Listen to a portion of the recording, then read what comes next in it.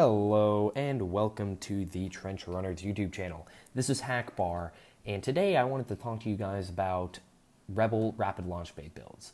Rapid Launch Base is a card that is very, and this list as a whole is a thing that is very near and dear to me, as the very first game of Armada that I ever played was with a Rebel Rapid Launch Base build. This was before Yavaris got completely nerfed, so now that list had Yavaris in it. This one does not, and I wanted to take a few minutes to revisit Rapid Launch Base after the Yavaris nerf. So none of these lists have Yavaris in it. I made two different Rapid Launch Base builds, and I wanted to visit both of them today with you guys and talk about their viability and what I think of how these lists will do and what exactly they're trying to do. So the first list has an MC-80 command cruiser, assault frigate Mark II-B, and some transports. And then here are the fighters down here. We'll get to that and the objectives later on. But the thing is 400 points is the first thing off the bat. The reason that these aren't as stacked with as many upgrades that I would like, and that I couldn't use Riken instead of Dodonna, is because of the fact that I ran out of points. MC-80s are expensive, upgrades are expensive, everything's expensive, but I just ran out of points. So, start off the bat, we'll start right at the beginning, Dodonna. For an enemy ship is not to face up to, I think you guys know what Dodonna does, but he's just there for the fighter support. If I ever happen to get a crit, which is going to be pretty likely, then he helps me get better crits. He's cheap. I think he is the cheapest. Yeah, he's the cheapest aside from her, but I'm never using her. Rebel Admiral, and I still think I've always used him in fighter lists. So I think he's a very good guy, Admiral. And then all of these have Rapid Launch Base because I have 1, 2, 3, 4, 5, 8 different fighters. And I originally only had it on the MC-80 and Assault Frigate Mark II-B, but I realized I'd have one single fighter outside of the ship's Rapid Launch Base, and I felt that was just bad juju. So I put the Rapid Launch Base on the GR75s, and here we are. So one of the reasons why I built two lists was because I was unhappy with the fact that the first one did not have flight commanders on as many ships as I would like, because flight commander is a very key card in this because it lets you kind of move your ships in and then rapid launch bay your fighters out, which, considering they can only deploy at distance 1, it's very valuable. And in this list, I only have it on my MC-80. And yes, it does have 4 squadrons in it, so I'm most likely going to be putting probably my best fighters in there. But I still have 5 more fighters that I have to keep in for the next turn. But next up, it's kind of disappointing that I couldn't fit Flight Commander, but I was talking with Hackbar as I was building this list, and he agreed with me that having Torren Farr and Adar Talon is more valuable than having more Flight Commanders, because Adar Talon is a very powerful card, and Torren Farr lets you reroll. Even with ships, and reroll blue dice. And with ships, you have the MC-80 with blues. You have the Assault Frigate Mark II-B with blues. And then here I'm running a lot of B-Wings. I'm running 1, 2, 3 B-Wings and NIM. So 4 of my fighters, and they're probably my best fighters, except for Nora. Nora's really good. But whatever. They get rerolls. And especially with NIM getting to reroll that 1 blue die, on top of Bomber Command Center, where he gets to reroll his black, is very key. And with Torren Farr and the Bomber Command Center that I have on the GR75, that's going to stack with my... it's going to stack. So with all my B-Wings, they get 2 rerolls. They can reroll their blue and they can reroll their black. So I'm usually going to get what I want. So onto the Assault Frigate Mark II-B, Rapid Launch Base, duh. Gallant Haven, instant include. Just literally read that and read Rapid Launch Base. After deploying fleets, says blah, blah, blah.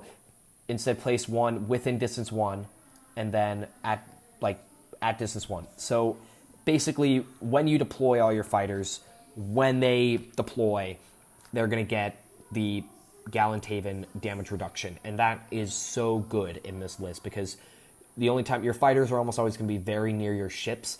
So, because you're just going to have to deploy them with rapid launch base. So this is just an instant include, and it's a very good card. And then this GR75 doesn't really need to be talked about that much. Bomber Command Center, instant include in all bomber lists. Very good card. Love the GR75. I think I put rapid launch base on it. I'd rather not do that, but I didn't want to keep like one X-Wing outside of the rapid launch base. So, I just decided to do this. And yeah, so the strategy with this list is going to keep them at long range, actually, because it's got pretty decent long range dice. You have the Assault Frigate Mark II-B, so you have 3 reds out of the side here, and then you have 3 reds out of the side with the MC-80. It's not the greatest dice, but it is good enough against some lists. Definitely not good enough with red dice against like Arqueton's lists or anything like that, but they can hold their own.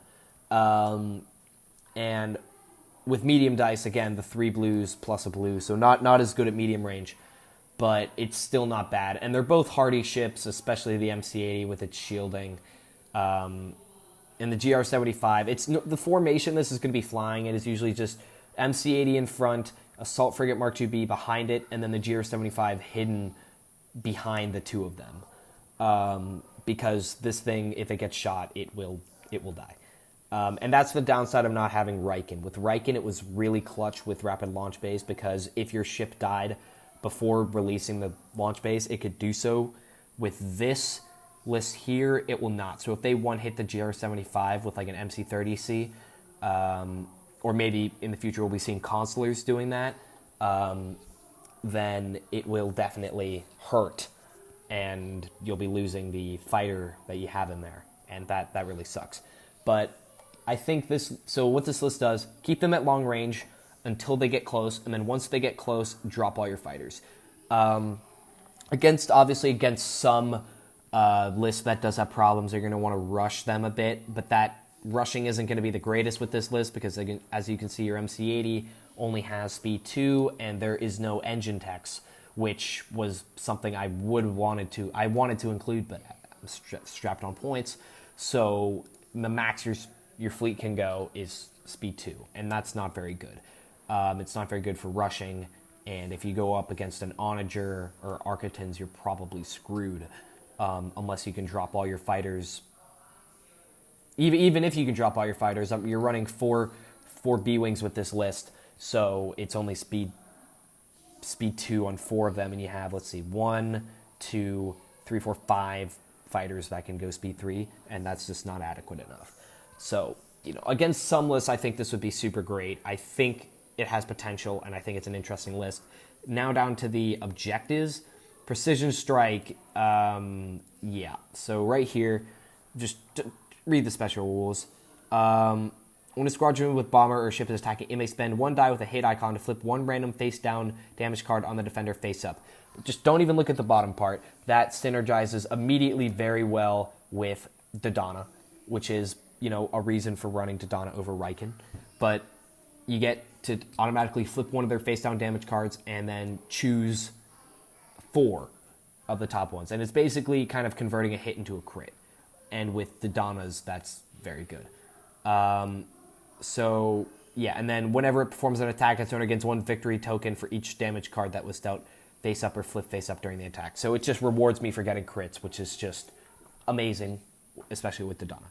I want to talk about Hyperspace Assault last. So, superior positions, also another instant include in most fighter lists. Whenever a ship or squadron performs an attack against a rear hull zone of another ship, if the defender suffered at least 1 damage, the attacker's owner gains 1 victory token. Yeah, so that's just an instant include for me in all fighter lists, because your fighters are maneuverable, they get behind ships, they shoot, you get victory tokens. It's that simple. The one thing that I'm really excited about to use with this list would be Hyperspace Assault. So Hyperspace Assault basically lets you deploy your Assault Mark II frigate. You're never going to use your GR75 like this. So your Assault Mark II frigate and up to 3 of his squadrons, but that's not really going to matter. It's just going to go in the Assault Mark II frigate B's rapid launch base. But What it lets you do is basically it lets you hyperspace a assault frigate Mark IIB right next to your opponent whenever, and then you can immediately drop your fighters and destroy them. And I think that is so amazing and so fun, and that would be very powerful because, let's see, what would you be dropping? Probably Nora, Kian, and an X-Wing. That's what I would drop, because then immediately you get 2-3 blacks. Unfortunately, maybe not, because no Torin Far. So that actually makes me reconsider. I think I'm going to, yeah, so sorry about this, guys, but I'm going to switch Adar Talon and Torin Far. Yeah, just do that real quick. So that's just powerful. So you drop the Assault Frigate Mark IIB right next to them, and then you attack multiple times with... You're going to attack with Nora, attack with Kian, Adar Talon, Kian, and then during the fighter phase, Kian attacks again. So you're getting 5 blacks and a red.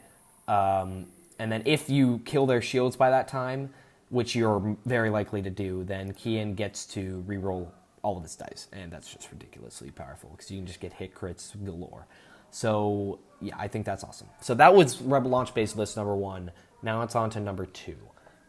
This one, I was talking to Hackbar and Lackbar about this, and they like this one more.